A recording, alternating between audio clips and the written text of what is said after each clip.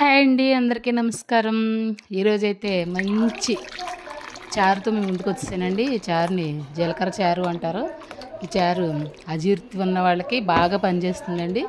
పొట్టంతా clear అయ్యి జీర్ణం కాకుండా ఇబ్బంది పడే వాళ్ళకి ఈ చారుతో తింటే చాలా తేలిగ్గా ఉంటుంది అన్నమాట అండి. ఒంట్లోనూ చాలా హాయిగా ఉంటుంది. ఈ సమ్మర్లో ఇలాంటివి తినడం వల్ల హెల్త్కి చాలా మంచిది, చాలా బెనిఫిట్ ఉంటుంది అనమాట అండి.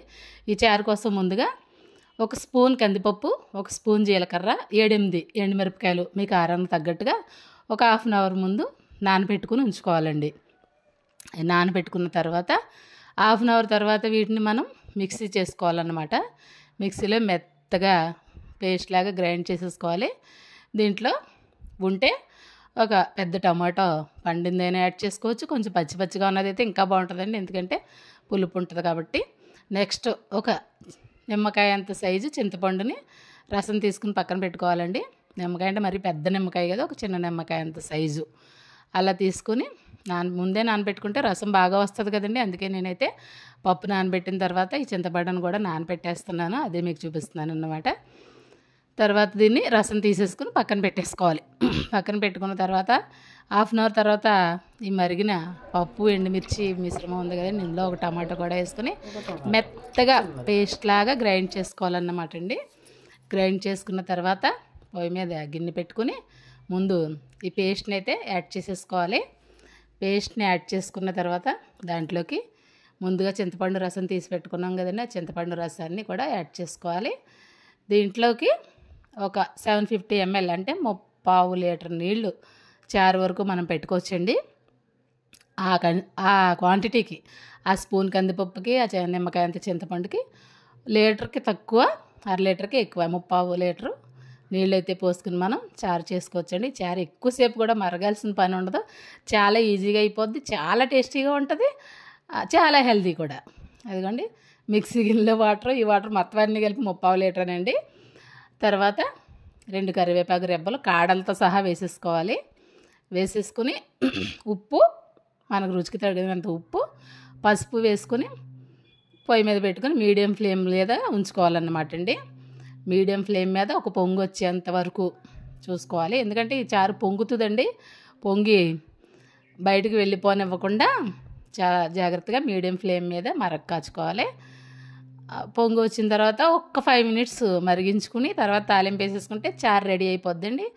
అంటే ముందు నానబెట్టుకోవడానికి అరగంట ముందు నానబెట్టుకోవాలి కానండి, చారు అయితే మీకు 5 to 8 మినిట్స్లో మనకి చారు అయితే రెడీ అయిపోతుందండి. చాలా హెల్దీ. దీన్ని ఇలాగైనా తినేసుకోవచ్చు, లేదంటే ఆమ్లెట్ నంచుకుని తినచ్చు, లేదంటే ఎండు చేపలు ఉన్నాయనుకోండి, ఎండు చేపలు కాల్చుకుని తింటే ఇంకా బాగుంటుంది కాంబినేషను. ఎందుకంటే హెవీ ఫుడ్ ముందు రోజు రాత్రి అది హెవీ ఫుడ్ తిన్న వాళ్ళకి నెక్స్ట్ డే ఇలా తింటే మనకి బ్యాలెన్స్డ్గా ఉంటుందండి. పొట్ట కూడా శుద్ధి అవుతుంది, చాలా బ్యాలెన్స్డ్గా ఉంటుంది అనమాట. అందుకే మరీ చెప్తున్నాను, ఒకసారి ఇలా ట్రై చేసి ఎలా కుదిరిందో నాకు కామెంట్ బాక్స్లో కామెంట్ పెట్టండి అమ్మా. ముందుగా ఈ వీడియో కనుక మీకు నచ్చినట్లయితే లైక్ చేయండి. ఛానల్ని కొత్తగా చూసేవాళ్ళు అయితే సబ్స్క్రైబ్ చేసుకోండి. మీ ఫ్రెండ్స్ అండ్ ఫ్యామిలీ మెంబర్స్కి షేర్ చేయండి. చెప్తున్నానండి, పొంగు వచ్చిన తర్వాత 5 మినిట్స్ మరిగించుకోవాలి అనేసి. 5 మినిట్స్ అలా లో ఫ్లేమ్ మీద మరిగించుకుంటే చారు రెడీ అయిపోద్ది, మనం తాలింపు వేసేసుకోవడమే అండి. ఇంకో విషయం అండి, నిన్న నేను కోడిగుడ్డు ఎండునెత్తల్లో కూర అప్లోడ్ చేశాను కదండి శ్యామల కుకింగ్ అండ్ రంగోలీలో. నాకైతే మా ఫ్రెండ్ వీడియో చూసి మెసేజ్ పెట్టింది, అమ్ము నీ కూర చాలా బాగుంది, కూర కన్నా కూడా నీ మాటలు ఇంకా బాగున్నాయి అనేసి నేనైతే చాలా అంటే చాలా హ్యాపీగా ఫీల్ అయ్యానండి. ఆ మెసేజ్ చూసుకుని అదే మెసేజ్ యూట్యూబ్లో పెట్టవే బాబు, ఇంకా హ్యాపీ అవుతాను అనేసి కూడా నేనైతే తిరిగి పెట్టాను.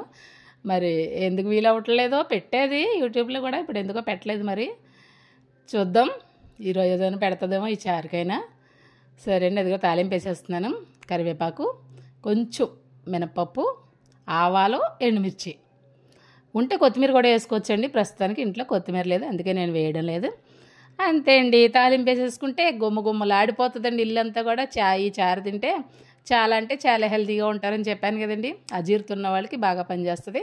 మెయిన్లీ ఈ సమ్మర్లో ఇలా మనం ఏదైనా హెవీ ఫుడ్ తిన్నా, పెళ్ళిళ్ళకి ఫంక్షన్లకి వెళ్తుంటాం కదండి, అక్కడ హెవీ ఫుడ్ తిన్న ఆ మరుసటి రోజుని ఇలాగా చారు చేసుకుని మీకు ఏది నచ్చుతుంది, అప్పడాలో వడియాలో, నేను చెప్పాను కదండి ఎండు చేపలు అయితే ఇంకా బాగుంటాయి. అలా కాంబినేషన్ నంజుకి సెట్ చేసుకొని షేర్ చేసుకోండమ్మా. చాలా హెల్తీగా ఉంటారు. చిన్నపిల్లలకు కూడా ఇది చాలా మంచిది. అదిగోండి గుమగుమలాడే జీలకర్ర చారు రెడీ. చూసారా?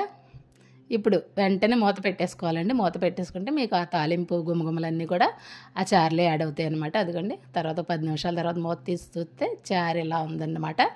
ఈ కన్సిస్టెన్సీలో ఉంటుంది. మరి చిక్కగా ఉండదు, అలానే మరీ నీళ్ళ చారులాగా ఉండదు. ఎందుకంటే కందిపప్పు వేసాం కదండి, కొంచెం పేస్ట్ లాగా చేసి, అందుచేత అలా ఉంటుంది అనమాట. చారు అయితే చాలా టేస్ట్ ఉందండి. మా అజ్జి గారు అయితే నన్ను చాలా అంటే చాలా పొగిడేశారు. అప్పుడప్పుడు ఇలా చెయ్యి, ఎప్పుడు చింతపండు చారే కాదు అనేసి. అలాగేలేండి అన్నాను. అదిగోండి చారు అయితే అలా ఉంది. ఈ వీడియో కనుక మీకు నచ్చినట్టయితే లైక్ చేయండి, షేర్ చేయండి, సబ్స్క్రైబ్ చేయండి. ఇది మాత్రం ఖచ్చితంగా అడుగుతాను కదండి.